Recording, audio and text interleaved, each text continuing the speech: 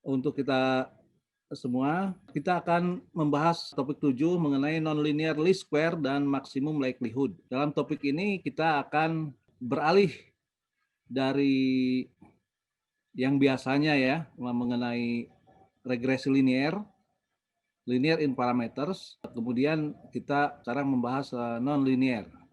Nah, ada dua metode yang kita bahas di sini, yaitu mengenai nonlinear least square dan nonlinear maximum likelihood. Nah, tentunya masing-masing memiliki perbedaan dan memiliki kegunaan, ya. Oke. Tapi sebelum itu kita akan membahas tentang basic skill apa yang akan Anda peroleh dari topik ini dan basic skill apa yang harus Anda kembangkan dalam topik ini. Kemudian juga kita memberikan beberapa example, ya, apa perbedaan antara linear dan non-linear regression, ya. Dalam topik ini kita hanya membahas dua, yaitu least square dan maximum likelihood. Masih ada satu lagi yang definitely juga gaining popularity, yaitu GMM.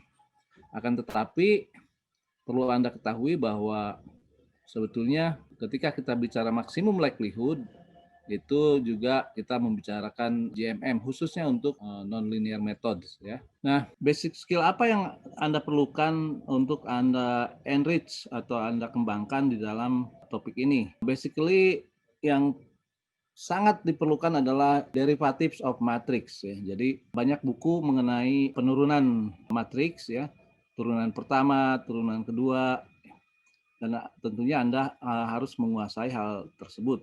Saya tidak akan membahasnya satu persatu, tetapi hanya memberikan beberapa contoh langsung, ya, terutama menderive first derivative dan second derivative dari operasi matriks, khususnya untuk nonlinear least square dan maximum likelihood. Nonlinear least square, saya singkat NLS, ya. NLS itu biasanya digunakan di Arimax, ya. Jadi kalau Anda kan biasanya di Ifuse, ya, suka menspesifikasi Y, sebentar, Y itu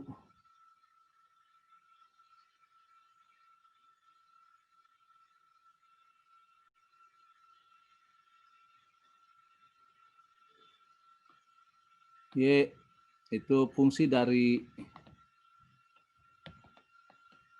X1, X2, X3, kemudian Anda specify ARMA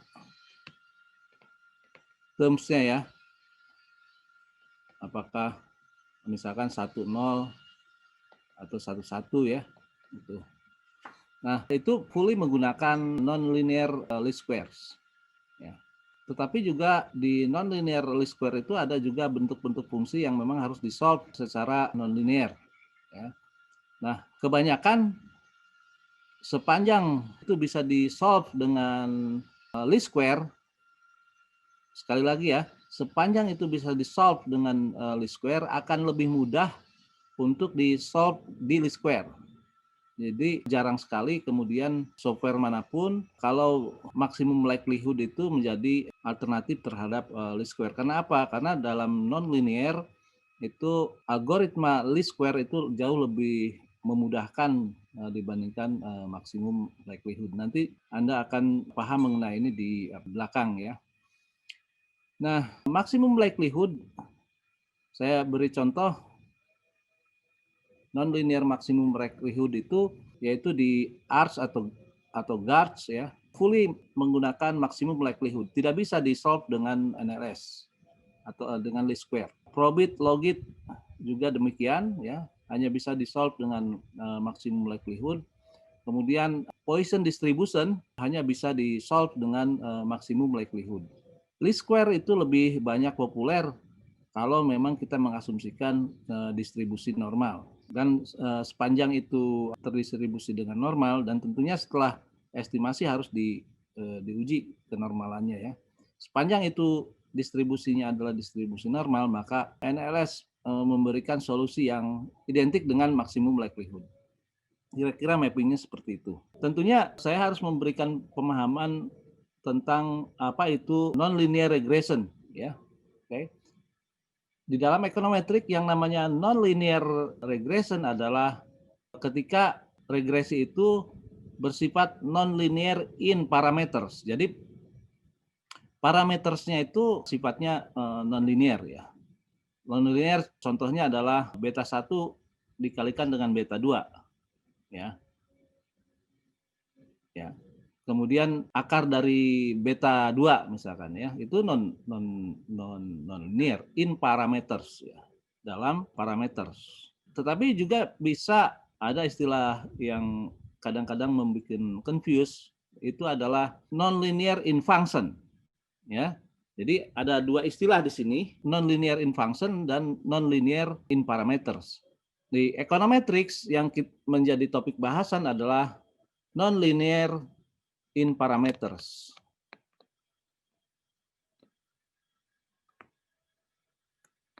Oke, sekali lagi ya. Di dalam econometric yang dimaksud dengan nonlinear regression adalah nonlinear in parameters. Oke. Untuk jelasnya saya kasih contoh, misalkan 1, 2, 3, 4 ya, kasus case 1, 2, 3, 4 ya. Pertama linear function, linear in parameters. Ini biasa yang paling populer Anda lakukan ya, yaitu Y fungsi dari X kali beta ya, dengan error, atau kalau pengen lebih panjang lagi ekspresinya, misalkan Y adalah fungsi dari beta 1 misalkan ya, plus beta 2 kali X2 plus beta N kali Xn ke N plus error. Ya, jadi ada n parameters dengan x-nya berjumlah n juga ya. Nah, ini definitely adalah memiliki sifat linear in function dan linear in parameters. Ya, Anda tahu bahwa di sini tidak ada perkalian parameters ya, atau pangkat dari parameters tidak ada. Semuanya adalah linear. Oke. Nah, yang contoh kedua adalah fungsinya linear, linear in function, ya, linear function, tetapi non-linear in parameters. Yaitu misalkan kalau model ini, ya, yaitu Y sama dengan X kali beta plus residual, dan kemudian residualnya itu adalah fungsi dari residual sebelumnya. Ya, di mana fungsi dari residual sebelumnya plus white noise error. Ya. Nah, karena itu sebetulnya kan ini bisa diubah regresi ini menjadi modelnya DT sama dengan XT kali beta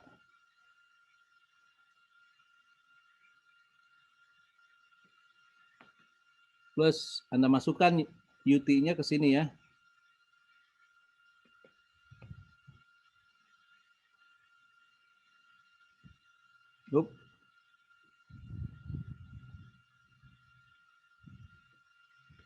Rho kali YT minus 1 ya kan, minus minus XT minus 1 kali beta plus error. Bentar saya hapus dulu. Jadi ini plus error term ya.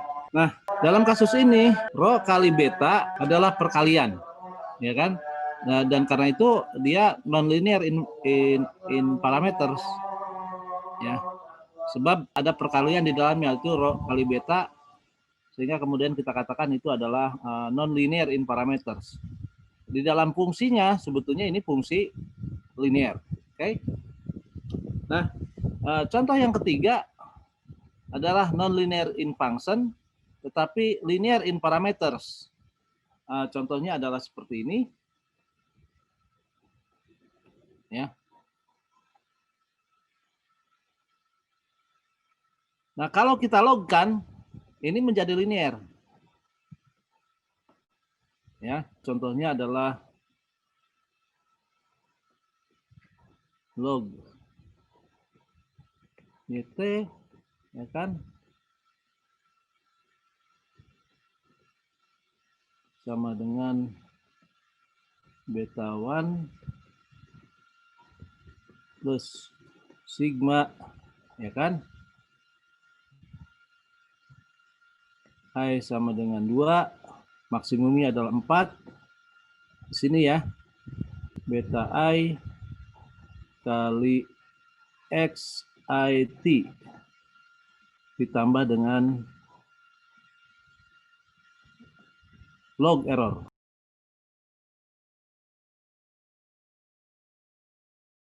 Sore ini adalah mesti disisipkan log.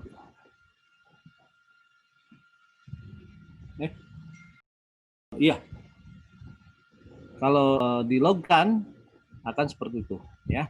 Tetapi artinya begini, fungsinya nonlinear tapi dia bisa diestimasi dengan linearisasi dalam parameters. Nah, yaitu mentransformasikan ke dalam bentuk log, ya. Ini log, ya, yang ini. Nah, kasus yang keempat, non-linear function in function dan juga non-linear in parameters. Anda tahu bahwa kalau bentuknya seperti ini, ya, tidak bisa dilogkan, ya. Jadi non-linear regression itu relevan untuk melakukan estimasi semua bentuk fungsi baik linear maupun non-linear, asalkan dia memiliki sifat yaitu non-linear in parameters, ya, yaitu case 2 dan case 4. Kira-kira highlight-nya seperti itu, ya. Jadi mohon dipahami bahwa stressing dalam econometrics yang dimaksud dengan non-linear regression adalah ketika kita mengestimasi fungsi regresi yang sifatnya non-linear in parameters. Oke, kita mulai dengan non-linear least squares, ya. Least square itu apa sih? Least square adalah sum penjumlahan dari square residual, ya. Jadi makanya disebut least square, ya. Yaitu kita jumlahkan, ya, residualnya, yaitu Y dikurangi fx, ya. Kalau dalam linear kan fx itu linear, ya. Fx itu sama dengan x kali beta. Nah, kalau linear. Nah, tetapi kan kita bahas bahwa bentuknya tidak harus selalu linear, ya. Nah, bentuk umumnya adalah fx seperti ini, mau linear maupun linear. Jadi bentuk khusus untuk linear in parameters adalah seperti ini, oke? Nah, kalau kita kuadratkan, jadi residual dikali dengan residual, kemudian dijumlahkan, maka objective function kita adalah melakukan minimisasi, ya, atau mencari sum squares yang terkecil atau least of sum square, ya. Jadi mencari sum square jumlah kuadrat yang memberikan jumlah kuadrat yang paling minimum. Makanya disebut metodenya adalah metode least square. Nah, dengan objective function seperti itu, kita harus membuat tentunya pertama first order condition atau first derivative, ya. First derivatifnya adalah seperti ini.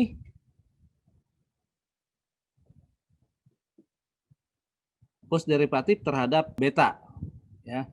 First derivatif terhadap beta adalah minus 2, ya, dikalikan dengan sum dari penjumlahan dari ini adalah error.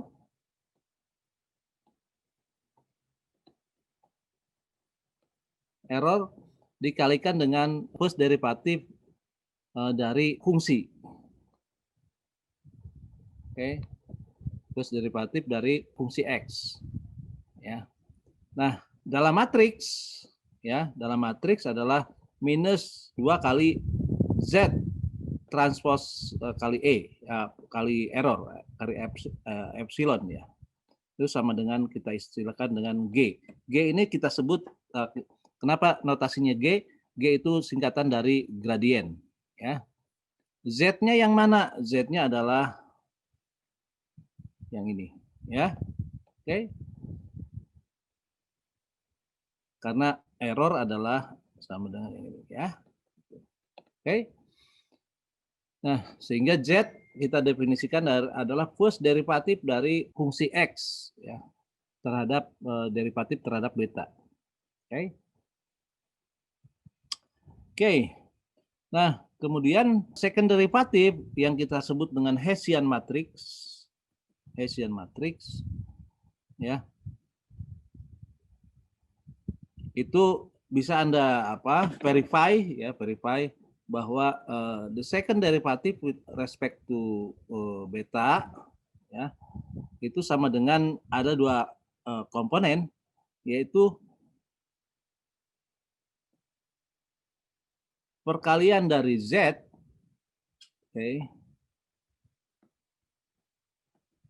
perkalian dari Z dikurangi dengan error kali second derivative of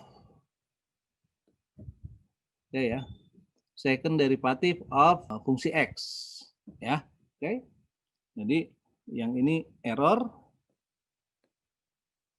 dan ini adalah second derivative dari fungsi X, bukan S ya, tetapi fx beta ya.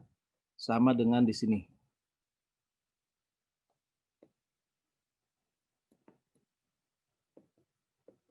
Ya. Nah, kalau dalam linear second derivatif dari fx itu apa? Pasti 0. Ya, pasti 0 ya. Kalau dalam fungsi linear ya, sehingga second derivatif itu tinggal komponen yang sebelah sini. Ya. Nah, kalau dalam fungsi nonlinear ini biasanya kita sebut approximately ya, approximately zero. Sehingga kemudian nanti kita bisa lupakan terms yang kedua ini. Ini bisa kita lupakan. Karena dia approximately zero. Ya. Tentunya kita harus paham dulu ya bagaimana kita mencari fungsi linear. Yang paling sederhana adalah cari least square ini, yang paling sederhana adalah dengan gradient method ya. Jadi kita menggunakan hanya informasi mengenai first derivative yaitu gradient ya.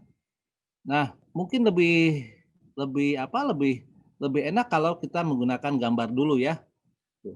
Di gradient method taruhlah ini adalah di sumbu horizontal adalah beta. Oke.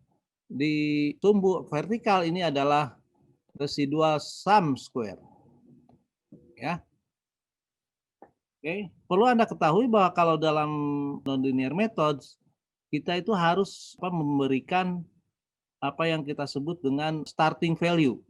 Taruhlah kita mulai dari titik A. Ya. Ini kan gradiennya adalah negatif ya. Gradiennya yang berwarna kuning saya ini kan kembali ya, ini adalah negatif. Kalau saya hapus kembali ya supaya jelas. Nah, yang kuning menempel ke titik A itu adalah gradien. Gradien kan kemiringan, itu adalah first derivatif ya. First derivatif. Itu misalkan di titik A itu adalah yang kuning. Nah, titik minimum terjadi ketika gradiennya sama dengan 0. Yaitu bisa terjadi di E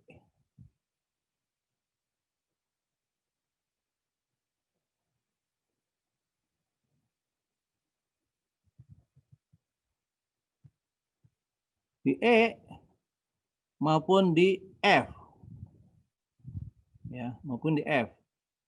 Nah, gradiennya ini di sini adalah 0. Mendatar itu berarti gradiennya 0. Berarti E adalah local minimum, ya. F adalah global minimum. Nah, tujuan kita adalah mencari global minimum. Tetapi kalau kita mulai dari titik A di sini, ya, kalau kita mulai dari titik A, maka kemungkinan besar, ya, kemungkinan besar kita akan mencapai ke titik E, ya, karena gradien metode itu biasanya sedikit demi sedikit, ya.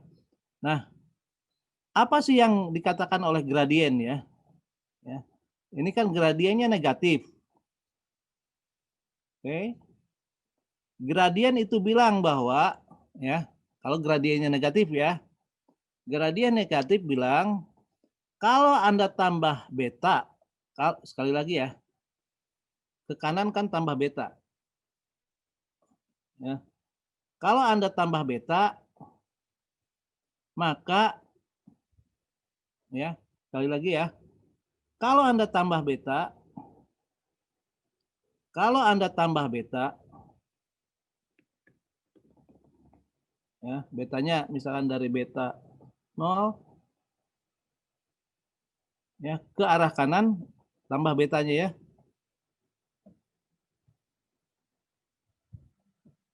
Kalau Anda tambah beta, maka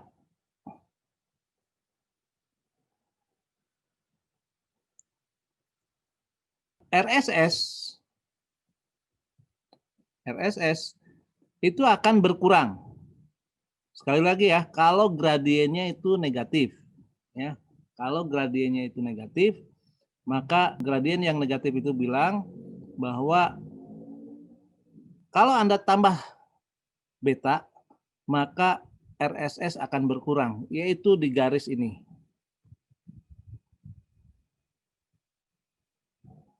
Ya, yang saya garisin biru, ya. Itu. Nah, di sini timbul masalah, ya. Kalau bergerak penambahan beta itu relatif sedikit, ya, relatif sedikit, maka yang akan tercapai adalah poin E. Yang akan tercapai adalah poin E. Ya. Nah, karena itu, kalau hanya kita menambahkan sedikit, ya, contohnya kalau B-nya itu kita betanya itu sampai ke poin B, ya. Ini kan gradiennya positif, ya.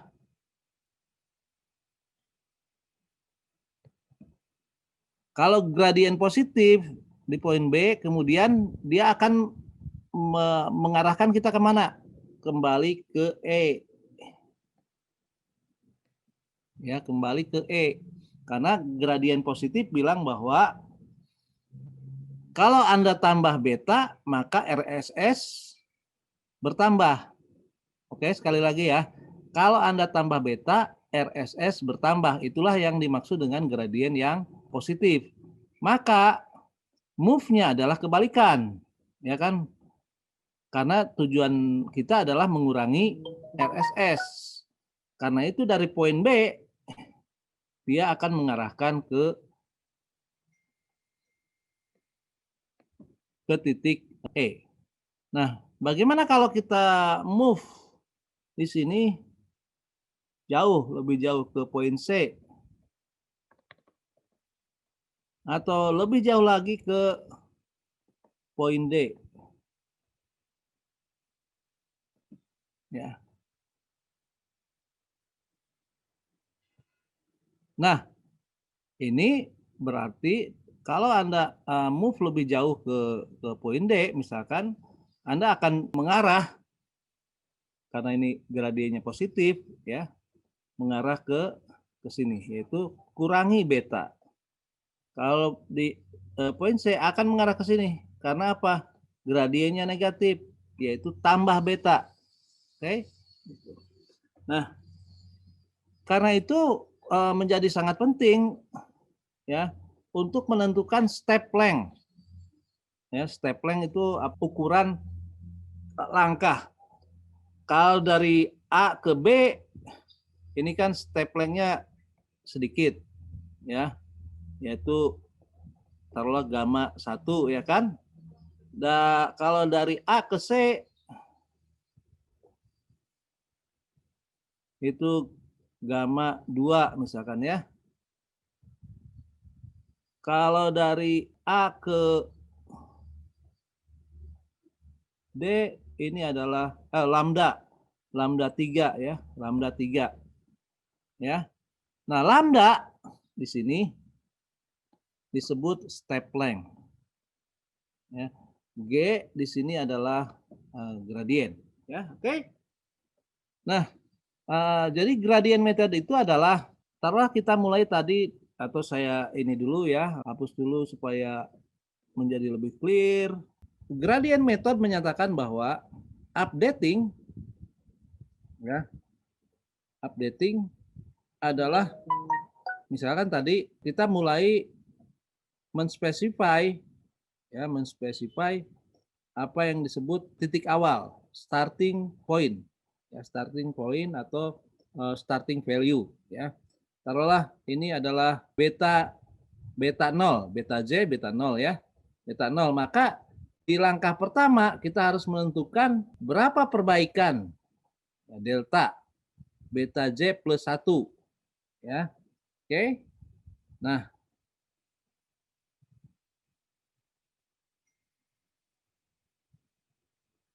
apa yang disebut dengan delta beta adalah misalkan kalau dari titik A ke titik B ya, disebut delta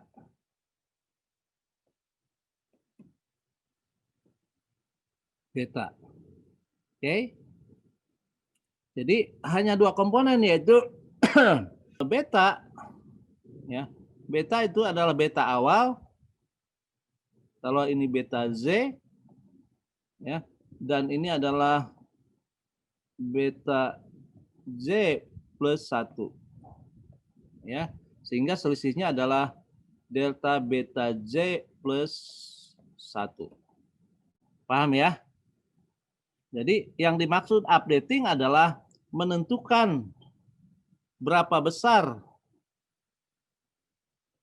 delta beta Z plus 1 ya, delta betanya berapa ya.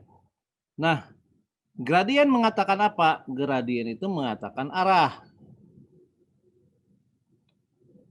menentukan arah ya. Kalau dia negatif, perbesar.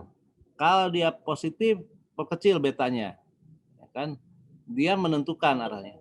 Nah, direction matrix atau P ini biasanya adalah faktor pengali ya, yang sifatnya positif. Dalam hal ini biasanya adalah matriks identitas ya.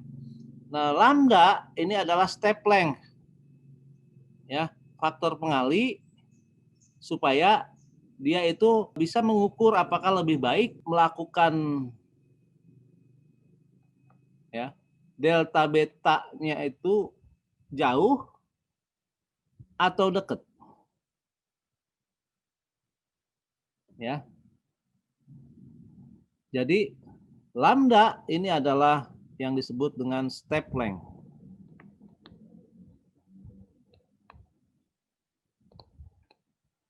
Paham ya? Nah, pada prinsipnya metode seperti ini akan sangat tergantung pada satu, berapa lokal minima. Lokal minima yang ada. Kalau yang lokal minima itu lebih dari 1 ya, 2, 3, 4 ya, maka di antara lokal minima itu kan yang menjadi yang menjadi global minima itu adalah hanya 1 ya.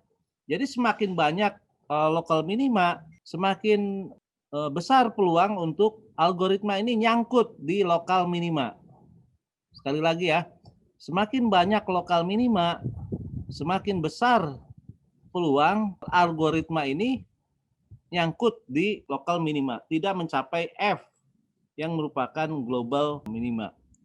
Nah, kalau lokal minimanya itu hanya satu dan pasti lokal minima tersebut adalah sekaligus global minima, maka algoritma ini akan mampu mengidentifikasi global minima yang lokal minima yang sekaligus menjadi global minima. Jadi sangat tergantung pada jumlah lokal minimanya berapa ya.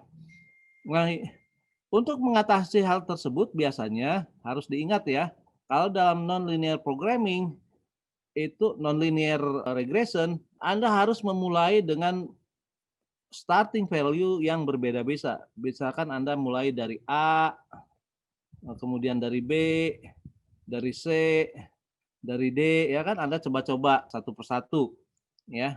Jadi dengan memilih starting value yang relatif berbeda-beda, maka Anda diharapkan untuk bisa memilah mana yang global minima dan mana yang lokal minima.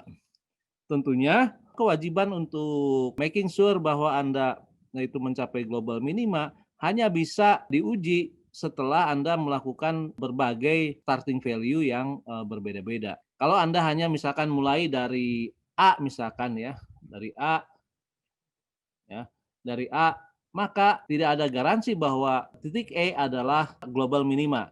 Nah, kalau Anda mulai dari D,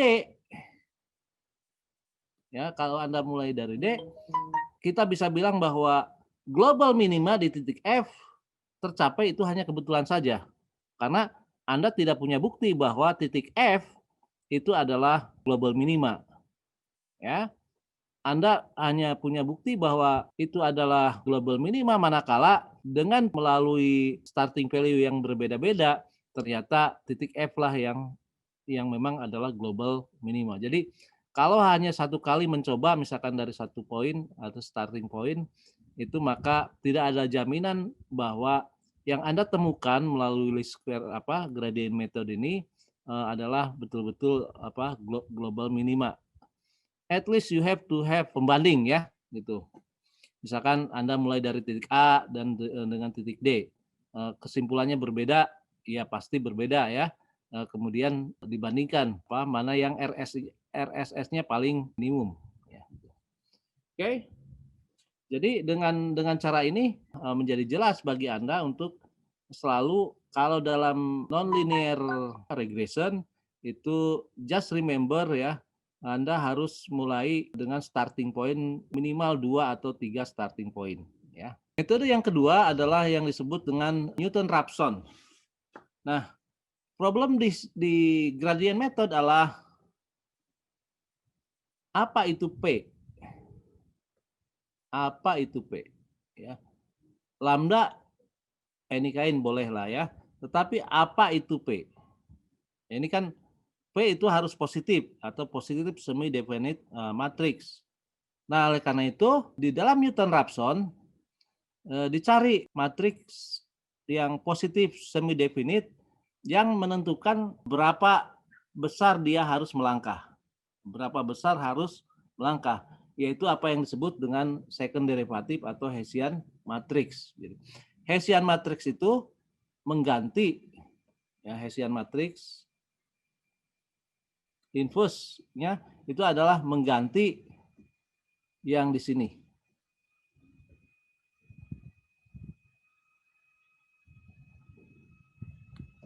Oke.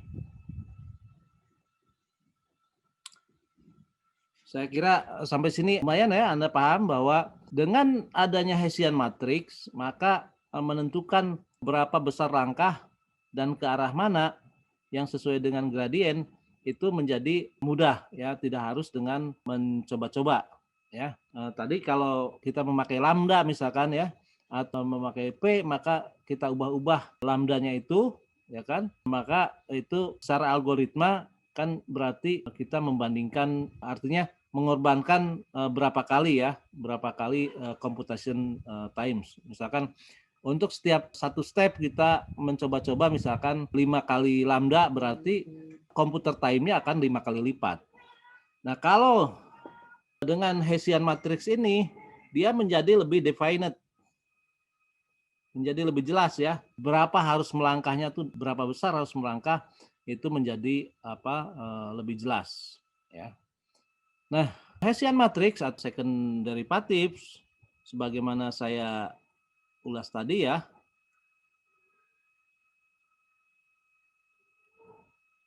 Nah, ini second derivative ya. Ini terdiri dari dua komponen ya, yaitu yang ini.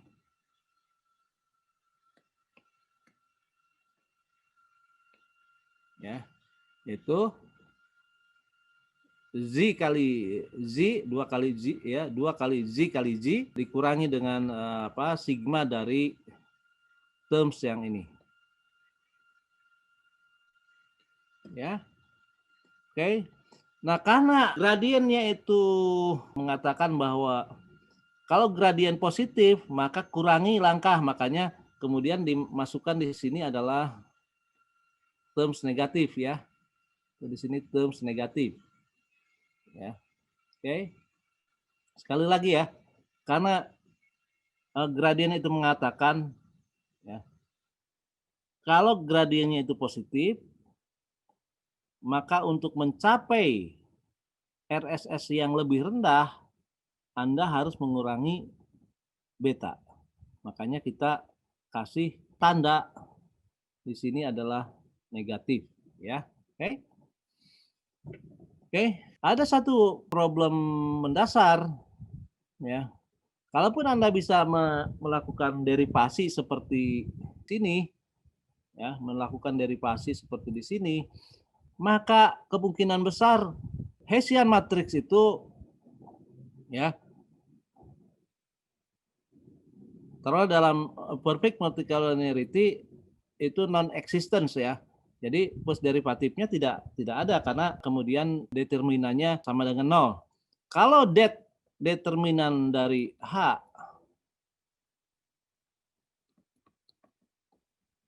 ya itu mendekati 0,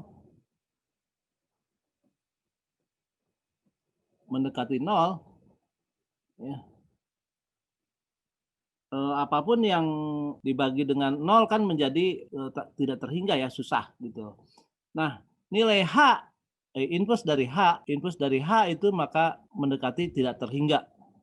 Jadi terlalu besar nanti step length-nya ya. Menjadi terlalu besar delta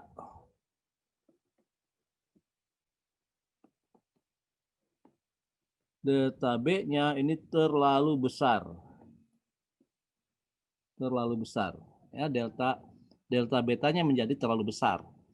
Nah, kalau terlalu besar direction-nya biasanya dia meloncat ya, meloncat. Nah, karena itu untuk memprevent itu Marquardt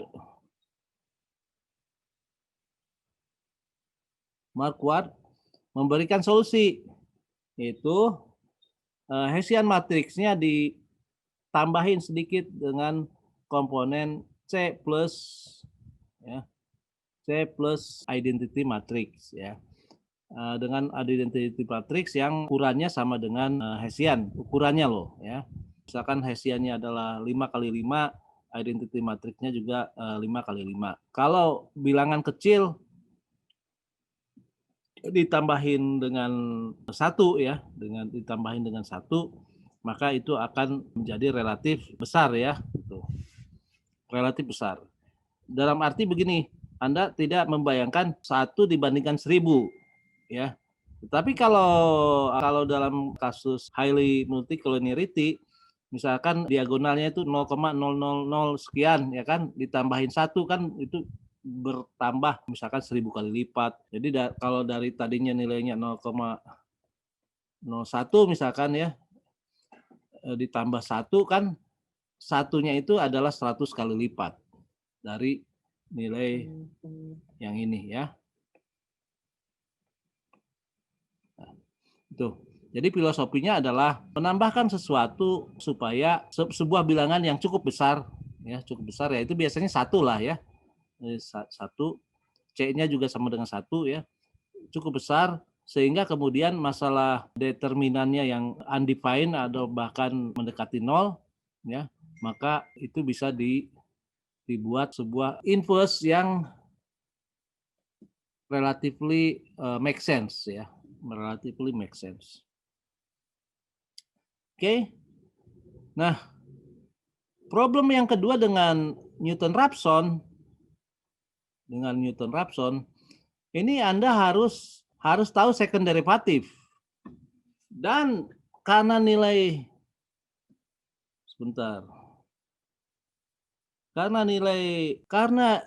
yang ini yang saya highlight kuning itu approximately zero,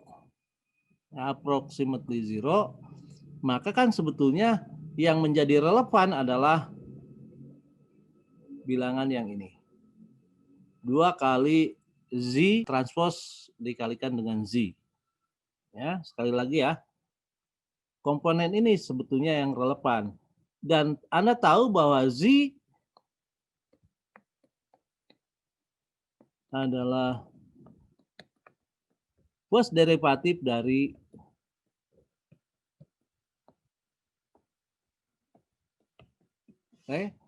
first derivatif dari fx, ya, first derivatif dari fx. Oke. Sehingga kalau seandainya kita bisa mengasumsikan benar bahwa the second terms, ya, atau terms yang terakhir ini, ya, komponen yang terakhir ini adalah sama dengan 0, maka kita bisa mereplace Hessian dengan 2 kali Z kali Z, ya, atau yang ini, ya. Oke. Nah, itulah yang disebut dengan metode Gauss-Newton, ya. Oke, sekali lagi ya, karena expected value dari yang tadi itu sama dengan 0, ya, maka approximately Hessian matrix itu sama dengan 2 kali Z kali Z, ya, kita notasikan sebagai approximation of Hessian, ya. Maka update-nya adalah seperti ini, ya. Beta di langkah berikutnya adalah sama dengan beta di langkah sebelumnya ditambah dengan delta beta. Delta betanya ditentukan oleh 2 hal, yaitu adalah gradien, ya, gradien dan approximation dari Hessian matrix. Nah, karena itu kemudian terms-nya menjadi relatif sederhana, ya. Anda tahu bahwa G itu sama dengan 2 kali Z transpose error, kan gitu, ya. Sedangkan yang Hessian atau approximation dari Hessian adalah yang ini, ya. Sehingga kalau digabungkan maka akan membuat operasi matriks yang di sini, ya. Oke. Nah, Anda tahu bahwa kalau Anda punya fungsi Y sama dengan X kali beta plus E, ya kan? Maka beta sama dengan X transpose X demikian X kali Y, kan gitu, ya kan? Jadi terms yang ini tidak lain adalah error Z, error di previous step, ya, adalah sama dengan, ya, Z kali beta plus, taruhlah ini ada errornya adalah V, ya, errornya adalah V. Oke. Jadi kembali lagi, ini adalah operasi yang mirip dengan OLS, ya, mencari betanya atau sehingga delta beta, ya, delta beta adalah sama dengan Z, sorry, ini adalah delta beta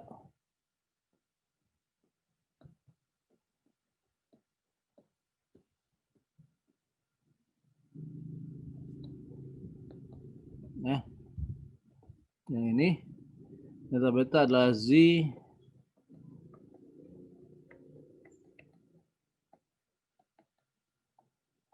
kira-kira begitu, ya. Oke. Nah, sehingga teknik komputasi yang harus Anda kuasai sebetulnya cukup dengan OLS, ya. Nah, kalau ternyata inverse dari Z kali Z itu nearly singular, maka Anda bisa memasang apa yang disebut Marquardt correction, ya, yaitu Z kali Z-nya ditambahi dengan lambda kali identity matrix, ya. Jadi kalau Anda lihat di berbagai software, ya, ada Marquardt, ada Gauss-Newton segala macam. Sekarang kelihatan bahwa kedua-duanya itu nggak jauh berbeda, ya. Hanya berbeda terms yang relatif sedikit, ya. Nah, saya kasih contoh ya supaya real, ya. Nanti tentunya saya akan membuat solusi buat Anda di dalam bentuk MATLAB, either MATLAB atau R, ya, R. Nah, sini saya contohkan yang relatif simple, Harimak 100. Regresinya adalah Y. Ini model regresinya, ya. Kemudian residual dari regresi tersebut merupakan fungsi dari residual dari periode berikutnya, ya, ditambah residual yang normally distributed, ya. Oke. Nah, karena itu model ini bisa direpresentasikan seperti ini. Seperti equation 1, ya. Seperti equation 1. Yaitu Y sama dengan alpha plus beta X untuk periode T, ya kan? Ditambah rho kali expected value atau head dari dugaan dari Y periode sebelumnya, ya, ditambah sorry, ini ET, ya, ini salah mengcopy saya tadi, ya. Nah, sehingga ET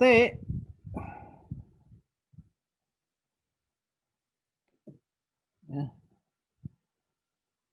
itu tinggal dibalik aja kan, ET-nya pindah ke kiri, YT-nya pindah ke kanan, ya. Kemudian ini seperti ini, ya. Nah, objektif fungsinya tetap pakai least squares, yaitu ET ini mulai dari 2, ya. Sorry.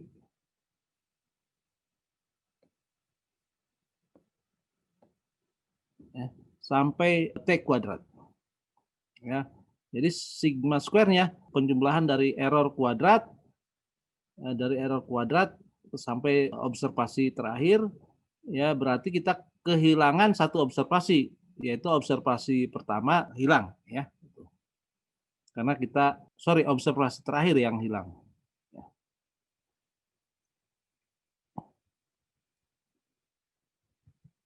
Post derivatifnya adalah ini. Anda cek kembali ke derivatifnya, ya. Di mana Z adalah ini, sehingga kemudian Z alpha atau post derivatif dari fx with respect to alpha, mestinya ini pakai D alpha, ya kan, atau kita notasikan sebagai Z alpha, itu sama dengan 1, ya, 1, ini 1 minus rho, ya. Tuh, ya. Z beta adalah X minus XT minus rho kali XT minus 1. Ini Z rho atau post derivatif dari Fx, ya. Post derivatif dari Fx terhadap rho adalah ini, ya. Jadi lag dari error, lag dari residual, ya, lag dari residual. Nah, kemudian karena kita hanya memiliki satu derivatif, ya, maka kita alternatifnya adalah menggunakan Gauss-Newton regression. Bagaimana caranya? Ya, taruhlah kita mulai dengan GNL algorithm dengan step 1 ya. Step 1 buat initial values. Theta 0 sama dengan alpha 0, beta 0, dan rho 0, yaitu nilai alpha, beta, dan rho di starting value. Ya, di starting value. Z-nya adalah sama dengan 0 ya, Z-nya. Nah, khusus untuk model seperti ini, triknya adalah kita asumsikan rho 0 itu sama dengan 0. Khusus untuk model seperti ini ya. Tidak mesti ya, tapi mungkin Anda. Nah, berapa alfa 0 dan beta 0? Tentunya alfa 0 dan beta 0 bisa Anda peroleh melalui regresi ini. Oke. Melalui regresi ini. Starting value-nya ya, supaya going to be very close. Nah, kalau ini sama dengan 0, rho-nya sama dengan 0, rho sama dengan 0, maka terms yang di sini kan dicoret ya.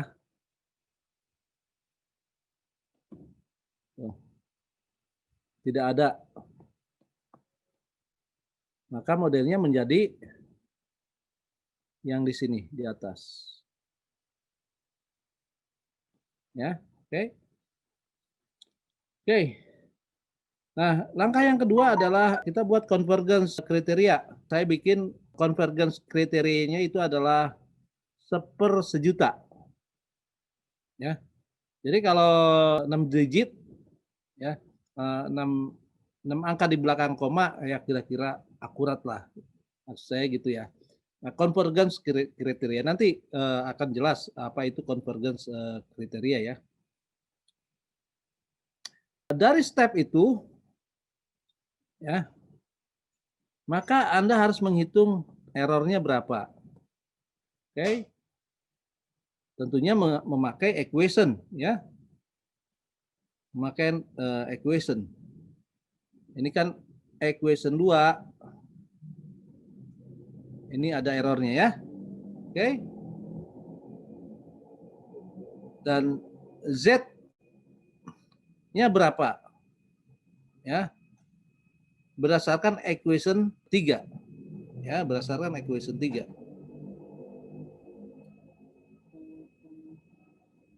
Nah, ini equation 3.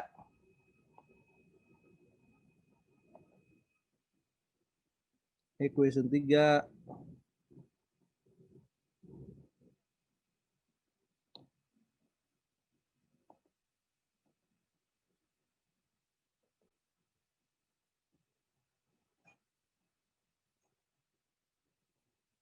Ini equation 3-nya.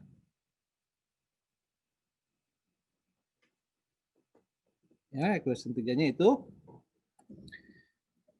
Nah, dari equation 2, equation 3 itu Anda susun. Ya, ini kolom pertama adalah Z alpha. Ya kan sesuai dengan urutan di model. Modelnya kan ini.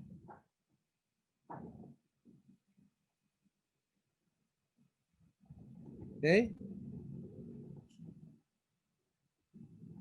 Alpha, beta, rho kan sesuai dengan urutan di model. Alpha, beta, rho. Ya, jadi Z alpha, Z beta, Z rho. Ya. Oke. Nah, kemudian dari situ kita bisa tahu delta theta-nya adalah sama dengan ini. Ya, ingat ya. Ini operasi OLS biasa. Ya. Jadi cara penghitungan beta di kuliah pertama itu terbawa sampai sekarang ya, dan bahkan akan terbawa terus sampai sampai akhir ya, sampai akhir kuliah ya. Kemudian baru itu setelah calculate theta di Z di langkah berikutnya berapa ketahuan ya, karena berarti di langkah yang pertama misalkan itu adalah tetanya akan sama dengan theta 0 ditambah delta theta 1 ya. Theta 1 sama dengan theta 0 di langkah yang ke-0 ditambah dengan delta di langkah yang ke-1 ya. Oke. Nah, step yang ke-6 hitung maksimum dari absolut theta. Theta itu kan delta theta. Delta theta itu kan ada 3 komponen, yaitu ya delta alfa, delta beta, dan delta rho. Anda pilih yang nilai absolutnya maksimum ya, dan dinotasikan sebagai gamma. Oke.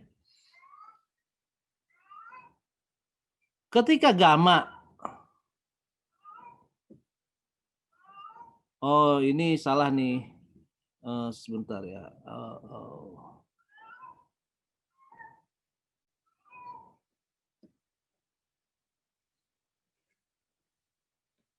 Ketika gamma lebih dari, oke, atau sama dengan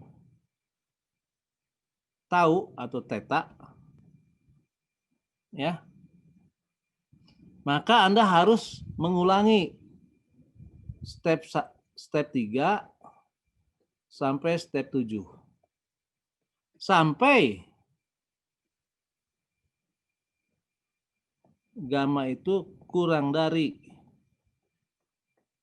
theta. Ya. Nah, baru stop. Karena berarti semua parameter sudah mengalami convergence, ya. Oke. Nah, bagaimana kalau convergence-nya kita hitung dari RSS, Pak? Bisa juga. Ya. RSS-nya kita konvergenkan. Ya. Oke.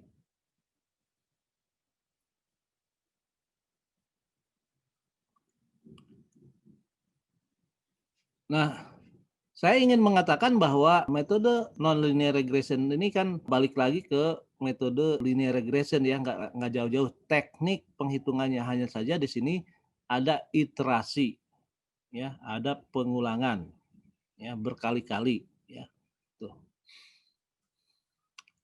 Nah, kita bicara sekarang dengan setelah least square, kita bicara mengenai nonlinear maximum likelihood. Actually, the principle is the same, ya.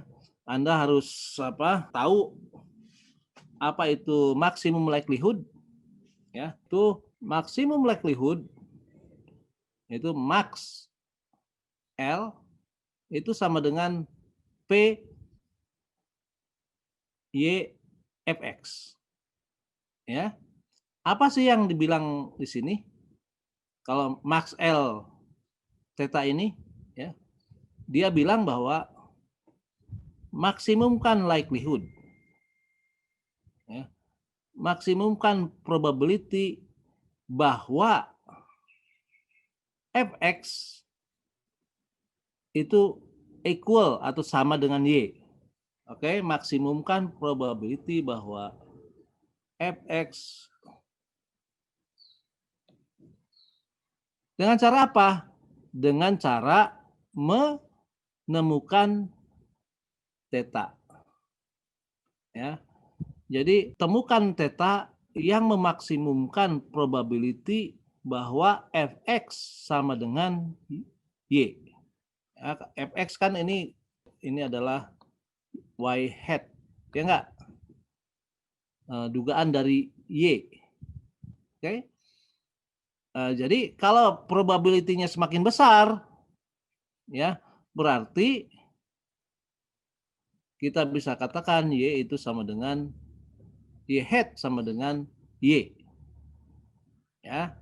Oke ya. Jadi kita memaksimumkan probability bahwa Y hat atau Y topi sama dengan Y actual, ya, Y actual.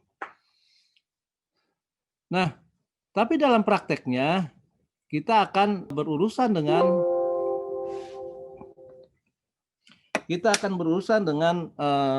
log likelihood. Ya. Kenapa pakai log likelihood? Karena lebih simpel, ya, lebih simpel. Sedangkan berurusan dengan pada dasarnya likelihood itu adalah fungsi yang kompleks, sehingga kemudian kita lebih banyak menggunakan apa yang disebut log likelihood. Apa sih yang dimaksud dengan log likelihood? Yaitu log dari likelihood, ya, log dari L theta atau log dari fungsi ini, ya. Oke. Nah, khusus untuk null distribution, log likelihood-nya adalah sama dengan terms yang ini, ya.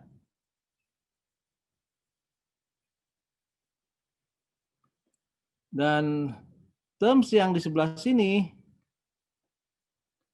ini sama dengan error. Jadi supaya jelas, ini sama dengan error.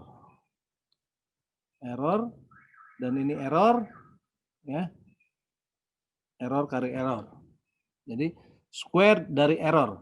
Makanya ketika Anda hapus terms yang ini, ya, dan terms yang ini sama dengan sum square. Oke, paham ya?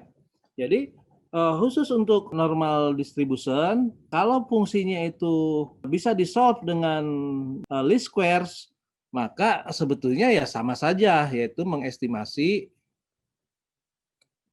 maksimum likelihood dengan mengignore terms yang ini, dan terms yang ini. Oke? Paham semuanya ya? Oke. Nah, bagaimana kalau begitu derivation maksimum likelihood? Ya sama sih. Sebetulnya pertama kita membutuhkan gradien. Kedua, kita membutuhkan Hessian matrix, ya. Oke. Nah, karena tadi ya fungsi likelihood ini relatively lebih kompleks dibandingkan dengan least square, ya. Square itu kan merupakan penyederhanaan dari maksimum likelihood, ya. Nah, dalam beberapa kasus maksimum likelihood itu tidak bisa digantikan dengan least square karena Anda harus mengestimasi misalkan sini dalam guards, ya kan? Dalam guards kan sigma square itu fungsi dari taruhlah ya rho dari ini t ya, rho dari misalkan untuk arcs-nya 1 ya, arcs-nya 1 rho kali sigma square theta minus time minus 1 plus error, ya. Nah, dalam kasus seperti ini kan sigma square-nya harus diestimasi, ya. Terus sekali lagi ya, sigma square-nya harus diestimasi. Makanya tidak bisa di-ignore. Jadi ada walaupun least square itu merupakan penyederhanaan dari maksimum likelihood, tapi dalam beberapa kasus maksimum likelihood itu tidak bisa digantikan dengan least square. Salah satu contohnya adalah dalam bentuk kalau kita mengestimasi arcs atau guards, ya.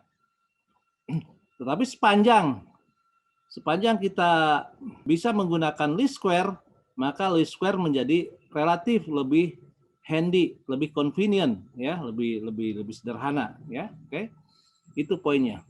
Nah, di dalam derivasi ML, ya, kalau Anda ingin menggunakan gradient method, Anda minimal harus memiliki gradient, ya.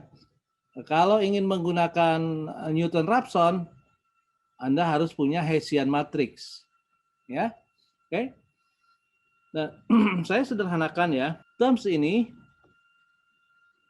adalah sama dengan key, ya.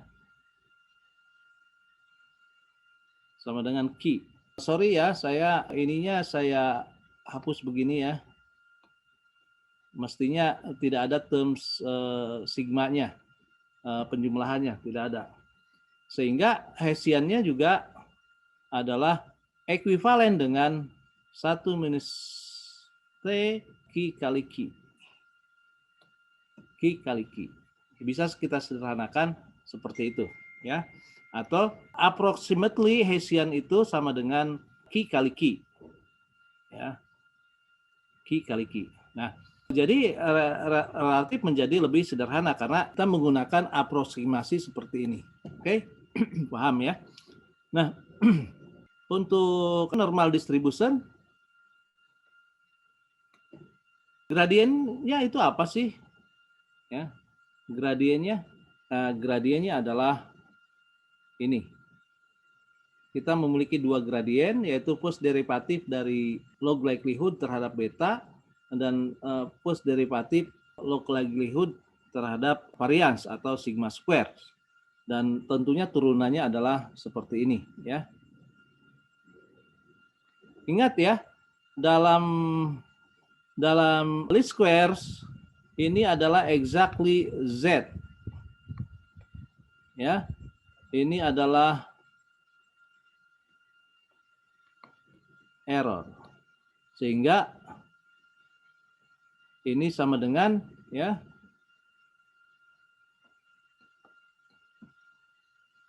1 per sigma square Z kali error. Ya, seperti itu ya. Jadi ada link yang kuat.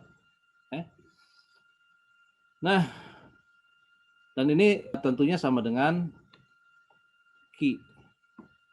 Ya, atau G, ya. Nah, ini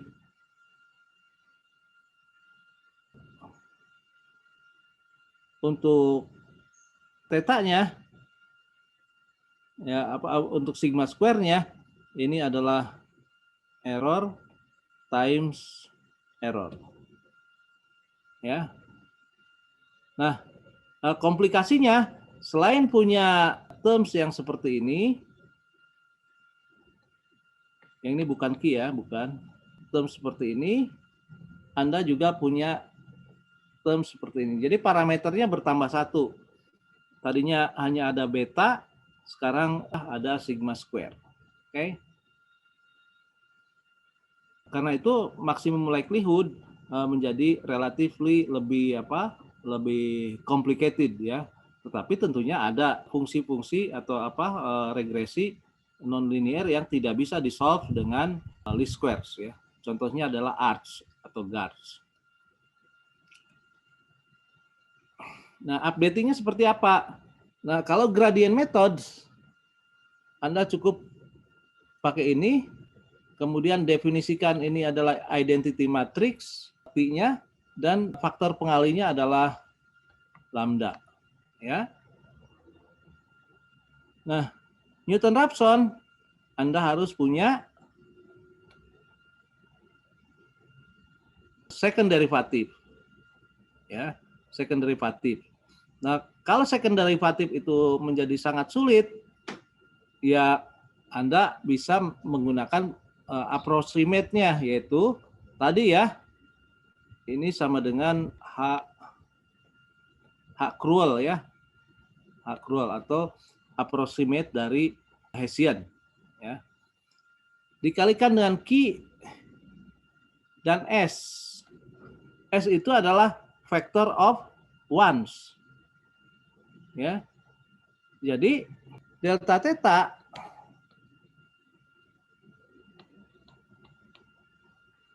itu sama dengan QZ transpose kali QZ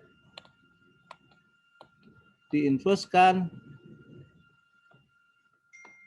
QZ kali S. Ya, sehingga ini ekuivalen dengan memodelkan ya sebuah model regresi di mana S atau factor of ones ya, sama dengan Q kali beta, Q kali delta beta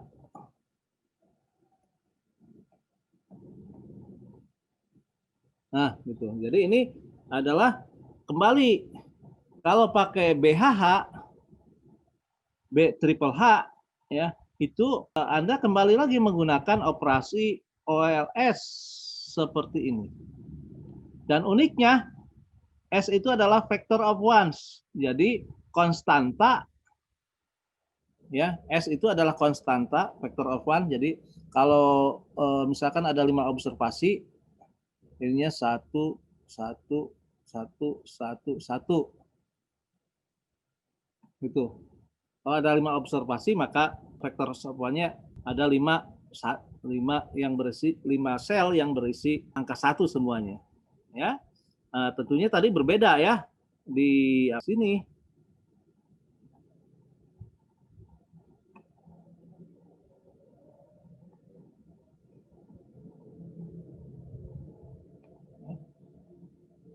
Ini tinggal diganti dengan key ya. Ini tinggal diganti dengan S, ini key, ini key. Ya. Jadi ada hubungan antara GNR dengan BHH. Dan BHH juga bisa kalau memang vektor ini nearly singular ya inverse dari information matrixnya nearly singular, maka kita bisa menggunakan versi Marquardt dari B triple H ya. Oke. Jadi dengan demikian saya telah membawa Anda untuk menggunakan algoritma yang relatif sederhana dan yang Anda butuhkan itu adalah operasi matriks yang tidak jauh dari OLS. Ya, kemana-mana Anda bawa OLS, mau linear, non-linear, mau arcs, mau guards, ya, mau Armax, Arimax, ya, ARX, atau probit, logit, ya, semuanya tidak jauh-jauh dari operasi matriks, mirip-mirip OLS. Oke ya, mirip-mirip OLS. Nah, saya kasih contoh misalkan di sini Arimax 100 ya. Ini adalah seperti tadi ya.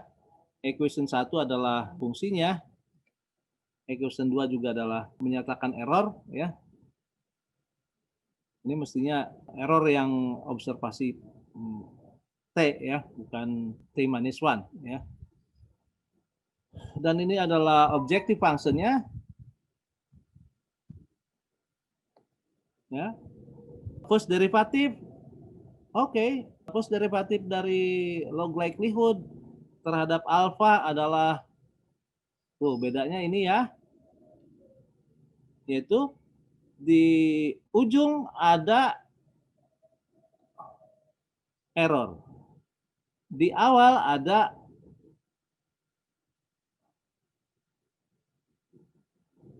pangkat minus 2, sigma pangkat minus 2 atau seper sigma square ya. Terms yang lainnya 1 minus rho itu sama ya. Demikian juga yang ini sama di square ya. Yang bedanya hanya ini dan ini ya. Begitupun untuk rho, bedanya sini dan ini ya. Nah, first derivative dari sigma ya, first derivative log likelihood terhadap sigma adalah terms yang ini ya. Anda tahu bahwa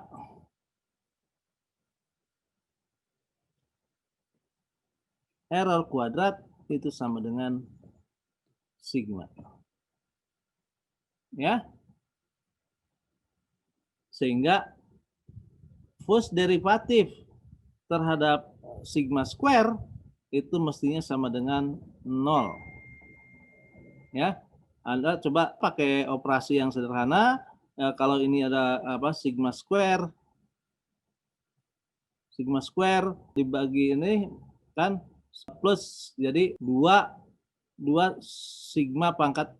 Jadi ini G sama dengan definisi seperti itu.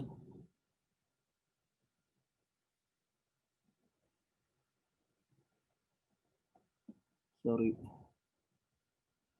T times ini ya.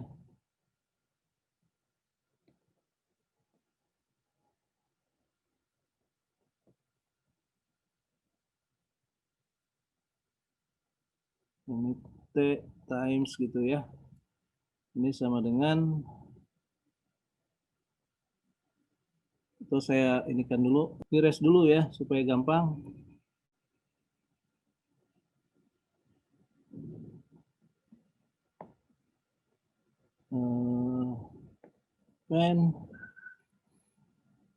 Anda tahu bahwa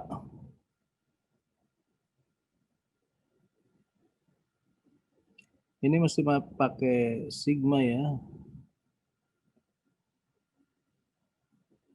Sigma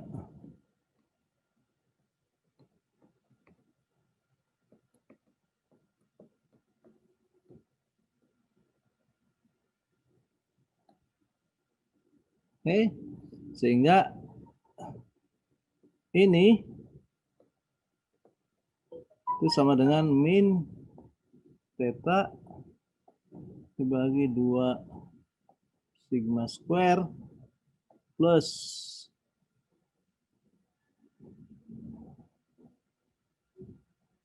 T dibagi 2 sigma square plus tambah minus ya, sama-sama ya, ini coret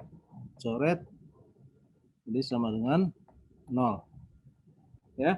Kalau dia selalu sama dengan 0, apa yang ketika sama dengan 0, maka cos derivatif terhadap sigma square itu tidak relevan, manakala ini terpenuhi ya. Oke. Tetapi kalau dalam arcs atau guards ini tidak sama ya, tidak sama. Oke, paham ya? Jadi dengan demikian maka kita kalau error square itu sama dengan T kali sigma square, maka kita cukup menggunakan least square ya. Ya, least square. Coba kita lihat terms yang di sini ya.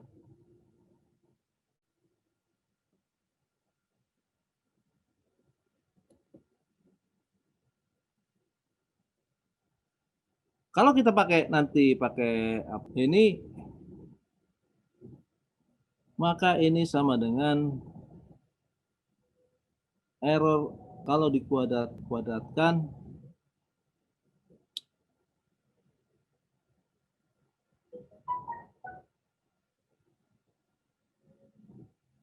ya. Ini G terus daripada Pro akan sama dengan seperti ini.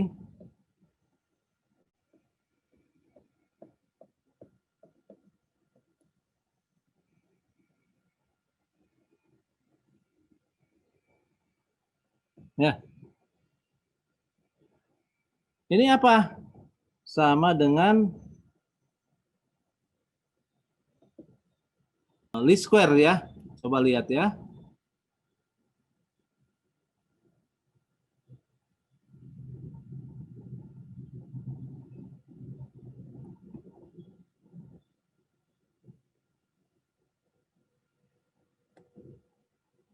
Least square.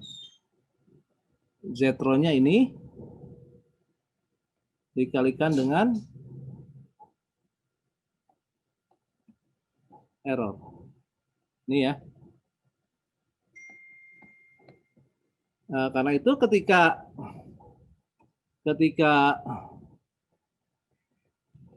error kuadrat, sigma error kuadrat itu sama dengan T sigma square, T kalikan sigma square, maka least squares itu ekuivalen dengan maksimum likelihood ya. Oke. Jadi untuk Aremax ya, untuk Aremax 11 semua terms yang ada di sini akhirnya reduce kepada least square. Ya. Untuk Arimax 100 atau Arimax 11, Arimax 110, Arimax 101 atau apapun, ya, itu akan reduce ke least square. Tapi kalau sudah mulai guts, ya kan, kemudian Poisson distribution, ya, kemudian probit, logit, Anda tidak bisa mengganti maksimum likelihood dengan least squares. Oke, sekian dulu kuliah dari saya dan selamat belajar.